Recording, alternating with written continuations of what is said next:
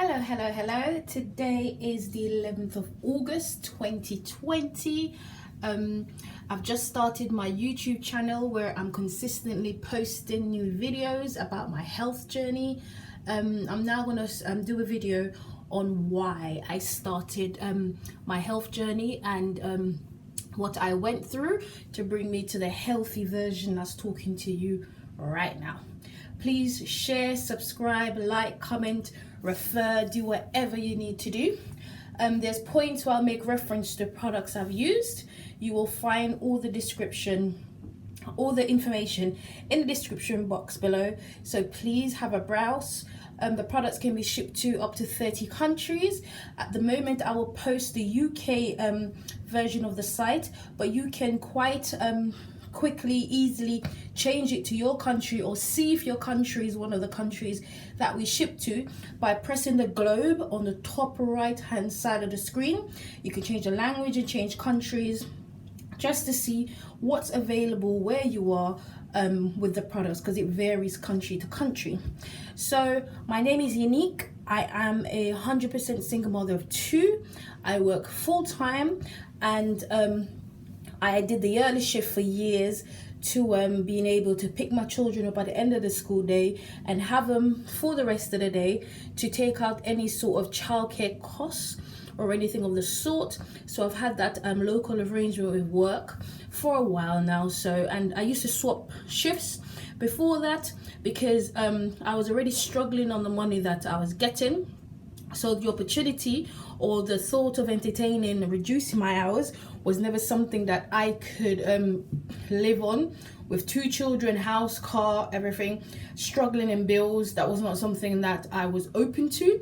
Even if I was, I would be struggling even more financially because I said on a full-time salary, I was still struggling. So my son turned 12 on the 30th of July 2020. My daughter turned 8 on the 4th of May 2020. But before that, when I first had my son, my relationship with their dad was it was good. So there was no sort of stress on my part. The relationship was long distance, but I was spending a lot of time in Jamaica for the relationship. I was doing market research in the UK. So with the market research company I worked for, I could leave up to 6 months and come back and just work. If it's 1 day or so over the 6 months, I would have to retrain and do the whole process over again. So I specifically chose that job so I can just bang out as much doubles or whatever. Before I had children, I was doing this for about 3 years before kids came in the picture. I was working as much shifts as I could, paid for my holiday, save my money, do my shopping, do everything, and it was literally killing two birds with one stone. I was spending time with my children's dad and I was seeing my grandmother. So there was two important people in my life at that point. So the relationship worked, the back and forth worked. Everything was working. I was fresh out of university. I had no real direction in what I wanted to do with life. So the relationship came about and I was happy. I was in love. I was crazy in love. And then fast forward a few years, my son came along. To begin with, I never wanted children. I did not want children because I was not brought up with my mom or my dad. So I never thought I was capable of being such a great presence in my children's life like my grandmother was. My grandmother brought me up to be so resourceful, to be so proud. There's so much pride that's inside that woman. Is unbelievable. But that's a common trait with Jamaicans. We're very proud. Even if we go to bed without no food, you will never know because we're just proud a set of people. I was brought up to be quite strong. That's another amazing quality my grandmother has. She's quite strong, she's quite focused, she's quite determined. All of these amazing qualities I possess from her. So it doesn't matter if I was going to bed 2 days in a row without food. There's no way that you could offer me, a little girl, at any point in my life, you could offer me anything for anything that's just wrong, and that will be okay with me. Never. And my grandmother was so intuitive, and I got that from her. I could spot danger from a mile away at times, and There's quite a few things that she's taught me that has stayed with me, and that has definitely been passed down to my children during my parenting skills and everything. So the relationship started going bad with my children's dad, and then having my son Christian on my own, and then having back and forth argument with him, and then third parties got involved. It was very stressful, it was very draining, it was crazy. Then his interest in my son started declining, and it hurt me because I exposed to this man exactly what I did not want from someone that I thought loved me, someone I thought cared for me, someone that is supposed to protect me at all costs. Every single thing that I exposed, he made possible. So I started, I was holding on to a relationship for myself, then I was holding on for my son, then I was just holding on. When we started talking about children, as I said, I didn't want kids. But when he brought the children argument to me, I agreed, and then I said, I did not want one child. I know what it feels like to have your back against the wall and you're fighting everyone else, because everyone else has their own siblings or whatever. I did not want that situation for any child I brought into this world. So during all of that, I still went back and I had my daughter, because I kept that promise to myself, and I know that that will work out good for my son and whoever that came along, which happened to be his sister, in the long run. So I was still dead set on that, and it happened, thank God. The relationship got even worse, and I started holding on for my children because I didn't choose to, but I let go for some reason for myself. Then I started holding on for my children. I was not getting anything positive back in return. So eventually my heart just let go of the relationship, and I was done with it. I was not a bitter person. I was not a bitter mother. I never, ever, ever would use my children against their dad. What I did was, after a while of the same pattern emerging, of him wanting to focus attention on me rather than the children, as the children got older, during that time, if he was to call and the children were with me, I did not answer. I didn't. I don't like arguments. I don't like confrontations. I don't like that feeling you get afterwards. I don't like it. I don't. Because it brings me in a space where I will cut that person off for good, especially when I never initiated all of this. I don't like it, so I don't. I am more of a walk away person. But if you push me, you're going to get that side of me, and I probably will never ever talk to you again because I just cut you off. Well, with him, because he's my children's dad, as I said, I did not answer the phone when my children weren't with me. But as soon as my children returned, whether at school or wherever they are, I would say your dad called. When they were younger, I'll just set up the call. I press whatever. I listen from the answer and I give the kids the phone. I did not want anything to do with him because, as I said, I was done with the relationship. And it got to a point where when he's talking to the kids, he keeps asking for me. As I said, I put that relationship to bed because my heart is clear, my conscience is clear. And when it comes down to my children asking serious questions when they're older, I know I did everything I could to keep that union together. Even if the union was broken permanently, it's about just keeping us together, co-parenting. Whatever you needed to help you, as long as my children are getting that side of you, I would not have a problem. I would have sacrificed my happiness to make sure my children had that mom-dad dynamics, because I never had it. I love my children without a shadow of a doubt, but I cannot be the male presence in their life. I can only be present for the mom, the mother figure, the whatever moms bring. That's what I could guarantee in their life. With God by my side, I knew I could do that, but I couldn't do any more outside of that. So I tried my best to keep everything good for my children because they're my main focus. I put all my happiness, my everything for myself aside because this was ultimately for my children. But as I said, he started keep asking for me, and I had nothing to say to him because I gave the co-parenting situation so many chances. I would go to him about situation. He was making the decisions about the kids because we live in London, he lived in Jamaica at the same time. So trying to go to him about stuff, it was like it was just going through one ear and out the other. I wasn't getting that maturity level. I wasn't getting that kind of response that I needed. So it just felt like I was wasting my time. So after this thing of, okay, I have nothing more to say to you. If there's anything I need to say to you, I'll message you. Talk to the kids. And as soon as I give the phone back to the kids, it's like a couple of seconds and it's bye. That bothered me. So then again, it came to a point where my children will want to talk to him. I will pay my house phone line rental, because when you call from Jamaica to the UK, you call a mobile phone, the credit runs off like seconds.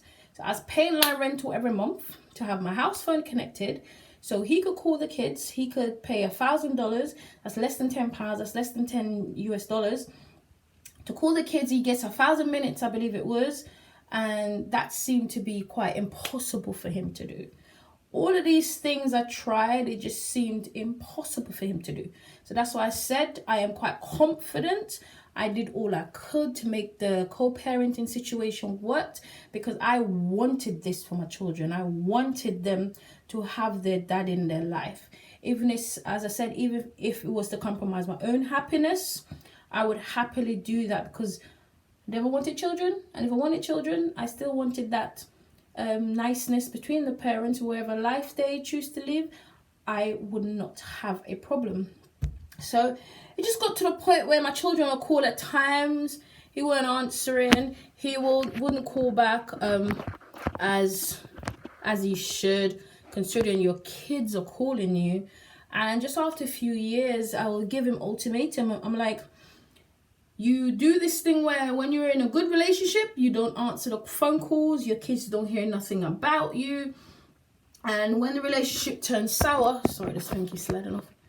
When the relationship turns sour, you're all about your children, you're all about being a dad, you're all about this, all about that, and that's unfair. Your children are taking the optional position in your life rather than the priority and all of that.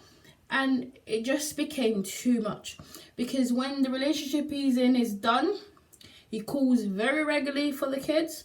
When he makes up whoever it is or he finds a new relationship, the kids won't hear from him for months. And when the kids call him and he doesn't answer, then it's my stress now to tell him that they're okay, tell him that, make up lies about why he's not answering, and the kids are crying, and now it's that kind of stress of making sure they're okay and lying to them again about why he's not answering, and it just became too much. So I said, you know what, I gave him a couple of times an ultimatum: either you're gonna be a dad in a kid's life or you're not going to be. So after a few times, he was carrying on the same pattern, and I got tired of it, because my children, as I said, my children are affected by it. If my children are affected by it, I'm affected by it. So after a few years again, I just blocked him on all platforms I had. As my son got older, I think my son was 7 or 8, my son got his first mobile, and when my son got his first mobile, I gave my son his number. So my son would message him and said, this is my new phone, and he got the reply, okay. My son's dad, and my children's dad, I should say, has never called them. He has never messaged them. He has never video called them. He has never, WhatsApp's free. He had an iPhone at some point, and my son had an iPhone. So you know all he needs is internet connection, and he could continually and consistently have that relationship with my kids, and he chooses not to. So because I know, and I'm confident, I'm quite content that I'm doing as much as I can, and I don't use, sorry, this thing keeps wobbling, sorry. And I don't use the situation that I'm in as a reason to fail. I use it as my reason to push and making sure that my children are not a statistic. I'm not a statistic. I'm keeping going. I'm proud. I'm happy. My grandmother's teaching has been amazing to the person I am today. It has literally kept me alive with pride and that kind of thing. So I push on, not just for me, for my children, for everything I am. So that situation, to me, it is done, it's dead. I don't wish him any bad. I stopped hating him because I had to go through the stage where I hated him. I was wishing him death because I was so angry. I was find him quite pitiful, and now it's like he just doesn't exist in my world. I don't think about him. Whatever he does. That's his business. I don't care. I don't wish him well, and I don't wish him unwell.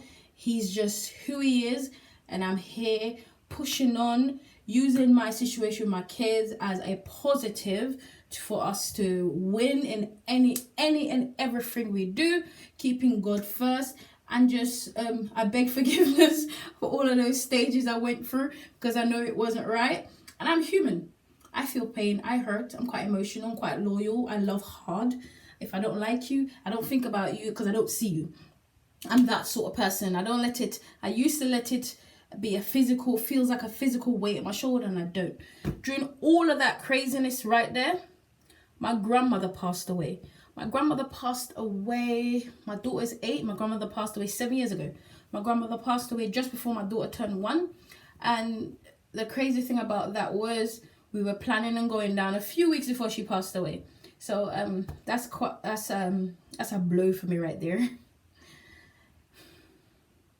That was a hard pill for me to swallow, because, as I said, going through all of that with my children's dad, and then my main supporter, the strongest person I had in my life, the one I could rely on for loyalty, for honesty, for everything, she passed away.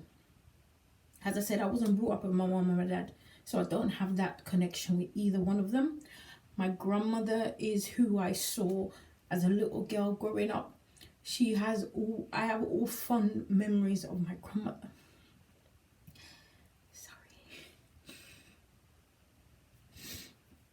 I have all fond memories of my grandmother. And when my grandmother passed, I remember, as I said, my daughter, she passed away in April, and my daughter turned 1 in the May. And I just remember being at her graveside. My son was holding onto my hand, and I had my daughter in one hand. And it's just looking out and seeing all my family members with someone there supporting them, either their siblings or their mums or their dad, and I only had my children.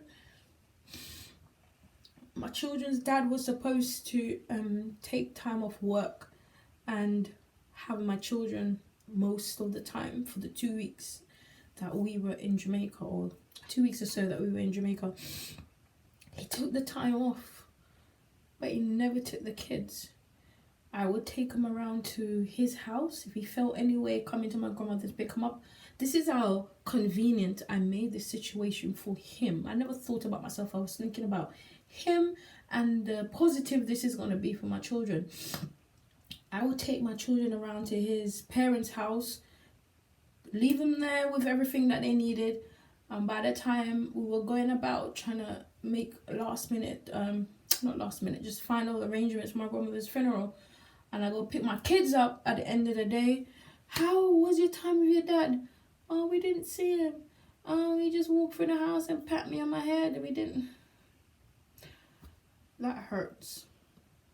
At the funeral, he was supposed to come and take my children before we go to the graveside. He was nowhere. He was everywhere where he wasn't supposed to be. But as far as having the time with your children, that you don't have the opportunity to see them every day in the flesh. He lived in Jamaica, I lived in England. He don't pay nothing towards the children. I'm not bitter about anything. My upset was, as I said, I'm not upset anymore. My upset was the lack of attention that he paid to my children. Both your kids now are there. They're there. I never told you to come to walk around to my grandmother's house to get them. I pack them every day, snack, everything. I pack them, change the clothes, everything. I pack them every day and brought them around to his parents' house. All he needed to do was spend time with the kids. You had the time off. I spoke to him. He knew how important my grandmother was in my life. He knew that. Everyone that knows me knows how much I love my grandmother. He knows this, and he never once for the 2 or 3 weeks however long we were there, never once did he spend any time with the children. Never. As I said, I'm not upset about this. I'm just telling you where I'm coming from. So when I looked around and I see everyone has someone holding them up, everyone has someone's shoulder to cry on, all I had was my son. All I had was my daughter. They're so young, they just know their mother's crying. And they don't really understand. And I cried until I couldn't even see out my eyes. My eyes were so puffy the way I was crying, because that loss really hurt me. And she never got to meet my daughter. And she had hung on like about 2 months. My daughter will be able to have pictures of her right now. And there's nothing that any memories of my grandmother with my daughter, but I have memories of my grandmother with my son. But that's something that I have gotten over. But it's just talking right now, recording this and just bringing myself back to where I was. I was in deep pain when I returned to the UK. I detached myself away from my family. I don't remember how long after, but after that I just kind of detached myself away from my family, because I just felt that this was like two bad things meeting. The fact that the relationship was finishing and he was being very nasty about it, and then my grandmother's passing, and those two happening at the same time. I just didn't have any energy to fight anymore. I just didn't want to come out of bed. As I said in other videos, when I looked in the mirror, I looked from the neck up. I was just crying and eating, or crying and not eating. My weight was fluctuating. I just did not see a way out of the situation I was in. I was very, very hurt. I was very broken. But I had to push on for my children. I had to remain strong for my children. I had to just exist for my children, just making sure that each and every day they're fine, taking them to school. As I said, I did not care about me. Any sort of men showed attention to me, I got quite angry. I was just very broken. I was very angry. I was very upset. I felt like a failure. I felt like I failed my children. I brought them into the situation that I expressed I never wanted to bring in children in that situation. I made a situation comfortable for him to exist in. I'm not the mother to call you and cuss. I'm not the mother to answer your phone call and cuss. I am the opposite, because I don't like confrontations, as I said. And if you get to that point, I will hate you and I will not talk to you. You will not exist in my world. And I tried my hardest, and I just could not do it anymore, because at one point when I was pregnant with my daughter and I was braiding my hair, I don't remember if it was close to my delivery, what it was, and I was sitting there doing my hair, and I remember he called me. I had a BlackBerry at that time. I remember quite clearly. He's calling me. My phone was face down because I was passing the hair to the lady that's braiding my hair. And as I flipped the phone over and I saw it was him, we weren't on good term. So something said to me, don't answer it. So I flipped it over, I saw it was him, and he said don't answer it, and I flipped it back over. That time he called me over 50 times. He called me, and I knew. I said, thank God I never answered it, because I knew he would have been calling me to argue, calling me to do whatever. And then some really nasty messages came through as well. And silly me was seeing them as they pop up, or I was reading them, I don't remember. But I just remember not one sound coming from my mouth. It was just tears running down my face. And my brother knew there's something wrong because every time I go to her house, me and her laugh and chat for the whole time. If we're not watching Nollywood, it's a Nigerian movie channel, we are chatting and laughing because we both love to laugh. And I'll send her like funny memes or funny viral videos, and we will go back over that and we'll chat and laugh. But then she just heard this silence that she never heard from me. And I remember I was sitting down like that, and I remember she did that, and she saw the tears running down my face, and she did not say a word. She did not say anything, and it was just coming. And from that time, fast forward 5 years, my phone remained on silent for 5 years. Because I remember just when my phone rang after that, soon after that, no, linked with when he was calling me, I had to put my phone on private. Silent. So I remember taking my phone off silent, and my phone rang, and I had a panic attack because I was scared about who was calling and what they were gonna say to me, because I was that broken, I was that hurt. I had a panic attack, and it was really bad. And ever since, my phone was on silent for 5 years. My phone never came off silent. And fast forward 5 years, I was talking to a guy, and every time he said he called me, the phone, I wasn't hearing the phone. So I said, sorry, I didn't hear the phone. He goes, why you didn't hear it? I said, because my phone was silent. And he goes, take your silent then. And it's just never occurred to me to take my phone off silent, because obviously the trauma attached to hearing the phone ringing, and then him ringing so much, and then all the floods of nasty messages was coming in. And then that's when I took my phone off silent, but it was really low and I had to change the ringtone.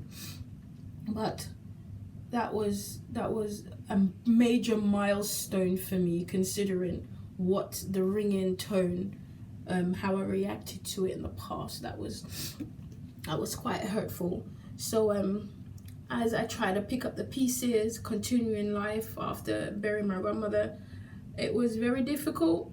I had so many questions. There's times when I had situations that I wanted a heart-to-heart with someone that I know loved me and cared for me and have that loyalty to me. I never had that after my grandmother passed. So I kept everything inside. I was internalizing. At times it felt like my head was gonna explode or something's gonna happen to me, because there's so much things I had in. But the fact that I now had 2 children that I needed to be well for, that's what kept me going. That's what made me come out my bed. At least that's what made me continue it. So to say my mental health was affected at that time is an understatement. And I never thought about mental health like this. Is since getting healthy, then I know the importance of this, but this is not spoken about in the Black community. This is not discussed at all. So I never spoke about this. I just kind of camouflage it when I needed to go work, camouflage it when I needed to go food shopping or wherever I needed to go, because there's a good chance I'll see someone that knows me from wherever point in my life. And it was literally just living day to day, 100% for my children, and that's how my life was for the next few years. So fast forward few years, I saw we were eating a lot of junk food. We still love our drinking water and eating fresh foods and stuff, but we were eating a lot of junk. My children knew every fast food situation, shops out there. They knew what they wanted. They're familiar with the menu. They did everything. Then I saw my children reacted to a fast food like me, like that temporary happiness and the guilt that attached to it. There was a lot of that going on, and we tried that last time, let me try something else. And I felt like a failure. When I heard the conversation between the two, I felt like a failure. I never knew what I was going through. I controlled it. I never knew I could have stopped it. I never knew There's no one I could talk to. There was just so much going on. But when I saw that, as I said, I was embarrassed. And I said to myself, no, this has to stop. It has to stop. So after just saying to myself, it has to stop, I just felt just making that decision alone made me feel just a tad bit better, because I've decided this has to stop. So as I was journeying in life, I was watching a lot of music videos on YouTube, and you know, some lyrics stays with you, and it wasn't doing anything for me. So I don't know how I came across Bob Proctor and Les Brown, but those two, Les Brown spoke to me like a father, a grandfather would talk to his granddaughter or daughter. That stern voice, that quite direct, that straightforward tone. He made me listen when he was talking. He made me believe so much just by talking. I just started feeling good about what I was hearing, as the tone, especially the tone. The first thing got me was the tone, because it's what I needed to hear.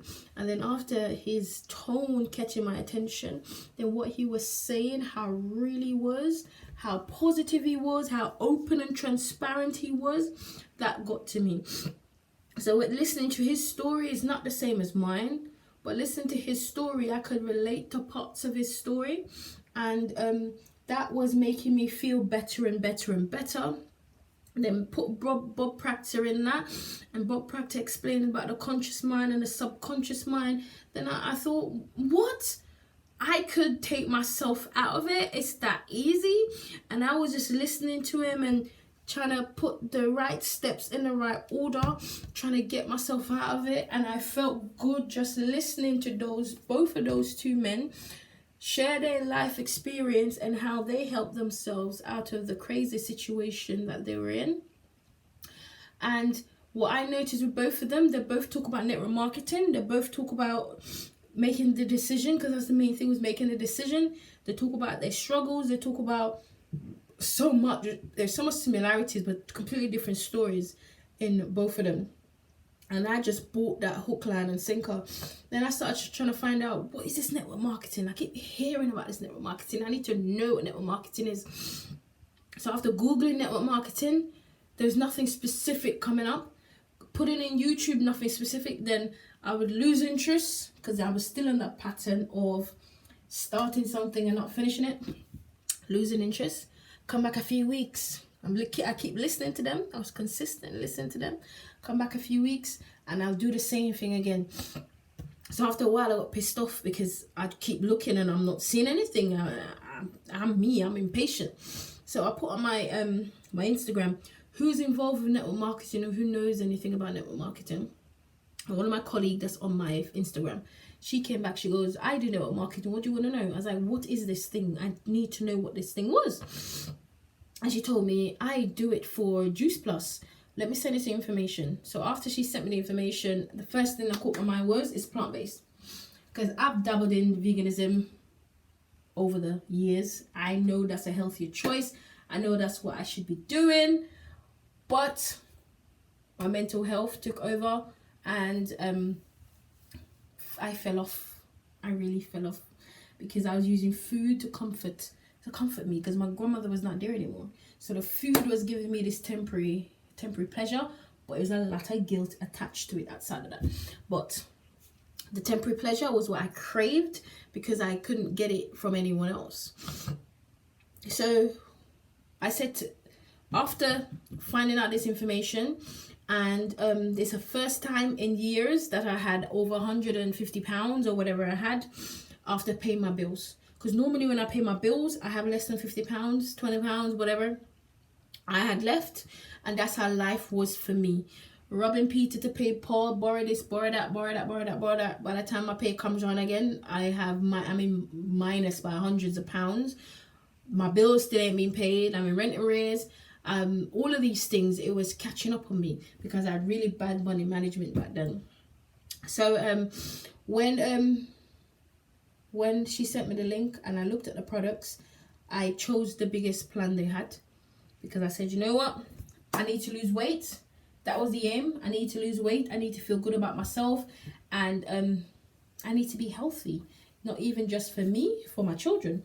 So I ordered everything. I registered as a rep same time, but I said to her, you know what, I can't rep these products until I know exactly how they work, because whatever I stand behind, I need to be honest, I need to be open, and I need to be 100% with what it's done for me in order to influence other people. So I ordered the products December 2018, when I sat my kids down, told them, listen, things are going to change, going to be healthy. I ordered this product, it's delicious, it's healthy, da da da. They bought it, they were happy. Every day they come in, mom, is it here, is it here? The products took up to about 3 days to arrive. So they finally arrived. My kids started on the products straight away.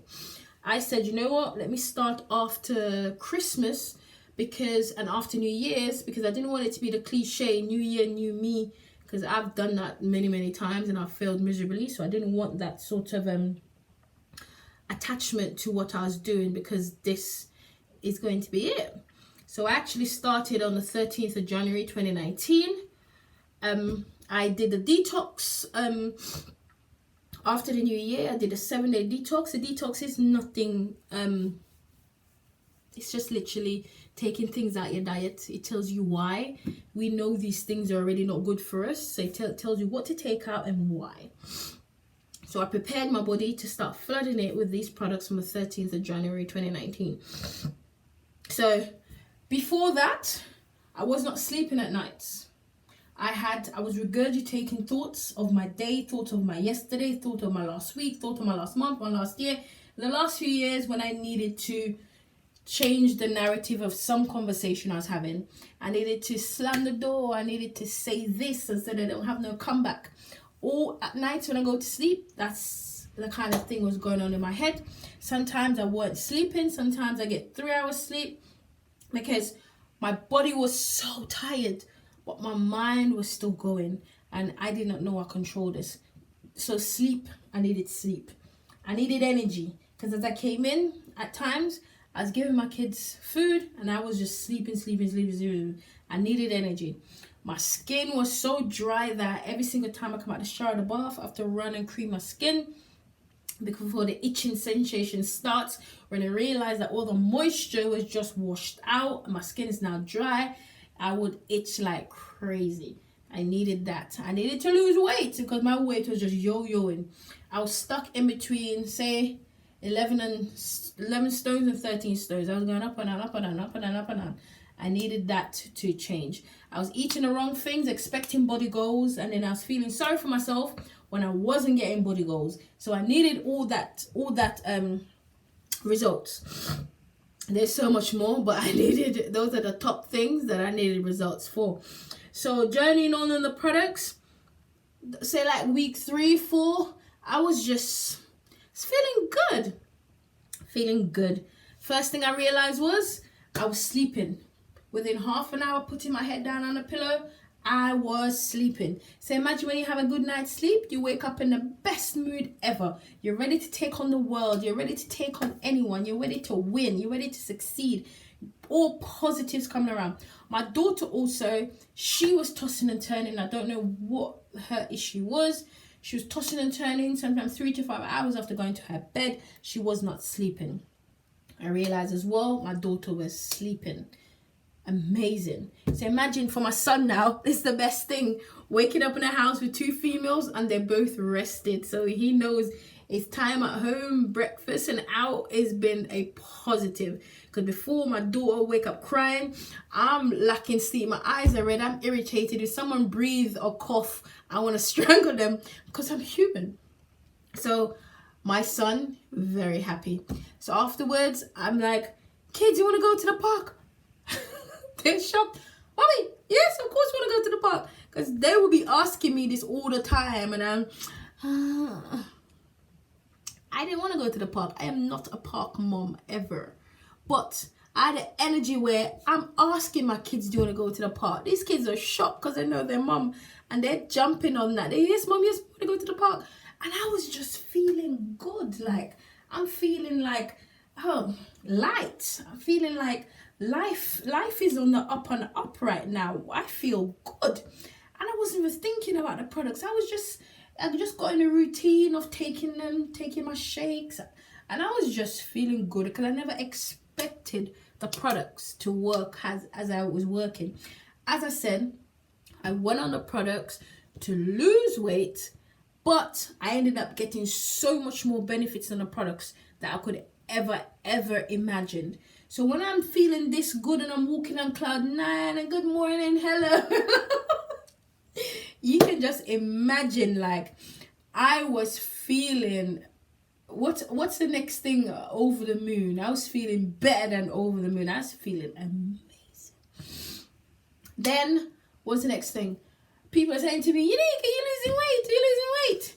And normally when you lose weight, you're the last person to realize, because I'm gauging my weight loss now on the clothes that I wear more often, like my work uniform, and I gauge it how that fits. So I didn't want to jump on a scale and get too happy, because that's happened in the past, and then next minute I get distracted and this thing stops working. So I said, you know what, I'm not going on the scale until like week 6 or something. So it's just continuing. I find that when I come out the bath, my skin weren't itching as much. So you come out the bath and you just want to just lie down. You want to exist. You want to take your time to probably iron your clothes, choose your clothes, do all of that. I can do that now.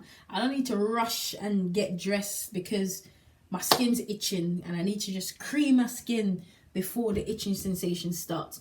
And that's how all the benefits I've gotten from the products, which is much more than what I've just mentioned, that's how it hit me. Because I never thought, as I said, I never ever thought flooding my body with consistent fruits and vegetables would have done that to my body. Never. You hear us kids, eat carrot for your eyes, da da da da. I just thought they're just saying that for you to eat it. And then being a mom, when I give my kids carrot sticks, I was peeling the skin off it. But the goodness is in the skin. So, same with apples. I will peel the skin at times and I give my kids the white bit. So just learning all of these things and seeing how I'm supposed to be and how important it is to just have your fresh sauce every day consistently, I was feeling good. And it was just simple changes I made in my life. I followed the 16-week plan. I took all the capsules, the omegas, the fruit, veg, and the berries. I was using the shakes to replace my meals. And it was just working out amazingly. I was feeling good. So you know what happens when I mastered that? I thought to myself, I can now rep the business because I have a testimony. I have a story on how amazing these products are. So that's what I did. I started repping the products. I opened my Facebook account after 5 or 6 years, because I closed it when my grandmother passed. I opened my Facebook and I started marketing the products on my Facebook. I already had an Instagram. I was marketing on Instagram. I did it on my WhatsApp, did it on my Twitter, did it on my Snapchat. I wasn't using most of these. I just had them. So now that I have them, I'm going to use them. So I started that. My main reason for people listening to me is how open and honest and transparent I was about my mental health, how single mom of 2, working full time, what I went through, and I lived to tell the tale. I was never sectioned. No one did anything for me to be healthy. I just saw the direction my children were heading in because of my influence, and I thought, hell no. I made the decision to change myself in order to change my children, because I've been the child where, go read a book. Some adults telling me, go read a book, go do this, go do that. But my stubborn self is thinking, I have never seen you do that, so how can you tell me? And sometimes you'll slip out and I get in a lot of trouble, probably get slapped. And I never wanted to be that adult to tell my children to do this, do that when I was not living that life. I started reading books. I started working out. We were running. We were entering competitions for running. We were listening to positive, still listening to positive messages every day. I've been on this journey from January 2019. It's now August the 11th, 2020, and I'm still on this journey. I'm here to tell you what you're going through. You can help yourself. I was waiting to be saved. I don't know by who. My grandmother passed away. There was no one that took my grandmother's space as far as finding out how I am or anything. So I had to help myself because I did not want my children to be me. So I'm here to tell you, especially you got children, your children are looking up to you. Especially you got children and you're a single parent, your children are definitely looking up to you. You have to be that living example that you want your children to be. You want them to be positive, you need to be positive. You want them to succeed, you need to succeed. You want them to be healthy, fit, God-fearing, this, you need to be that. Over with the time where you tell your kids to do this, that, and you're sitting there quite miserable, going to a job you don't like. You're not applying to be any sort of manager, supervisor, or pushing or applying outside because you've been miserable for so long. It's just convenient because people know you there, blah, blah, blah. End of that. End of praying for things and not working towards it. I've seen throughout my life, my grandmother was born in 1926, and I've seen a lot of example of praying for things and that's where it stops. No, God is first, middle, and last. You pray for it and you work on it yourself as well. Obviously, there's certain things you can only pray for, and there's nothing that you can physically do.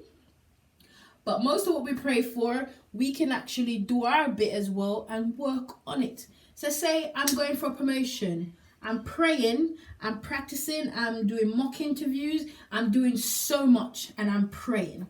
Some people kind of pray for it and think that's most of the job done. And when they don't get it, they blame God, they blame the managers, they blame the selection process, they blame the interviewing process, they blame everything and not themselves. Because you could have done more. You could have pushed harder.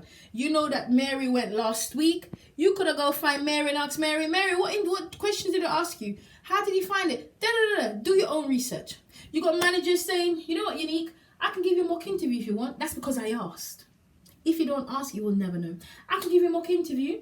Okay, what job are you going for? Okay. Come with your answers prepared and I give you a mock interview. That's good practice. There is absolutely no point praying for something if you're not prepared to work for it. Praying is going to help you, but knowing as well as with his power, you've done all you could do on your side is going to seal the deal if it's for you. If it's not for you, you won't get it. Probably things will be revealed later on, or things will be revealed before, or whatever it is. So you may never find out, but you probably know when you get a job that's better, or you get a job to relocate, and that's what you really wanted. So you know that situation would have worked out. But there's absolutely no point not praying and think that's 90% of the job done or 50% of the job done. It does not go like that. You have to prepare. Thank you guys for listening to this live. It's quite personal. It's quite emotional. Thank God when I think about certain situation, I don't cry anymore, but talking about it brings me back in that space I was, and that's not something that I live anymore. I'm happy, I'm content. I've got this business of the same products that I just spoke about. The link will be in the description box below. The link that's down there is for the UK. To change it to your country, you're seeing if your country is one of the countries that we operate in. If you press the top right globe on the screen, and you can just select the countries in different languages according to wherever you are. Or if not, you can support me here by sharing my this link, commenting, liking, referring. You can come on my Facebook where my name is Yannick. That's YANNEEK. That's Yannick Patterson. YANNEEK Patterson, PATTERSON. I'll put the link in the description box below, and I've got all the social medias you can think of. I will try and figure this out.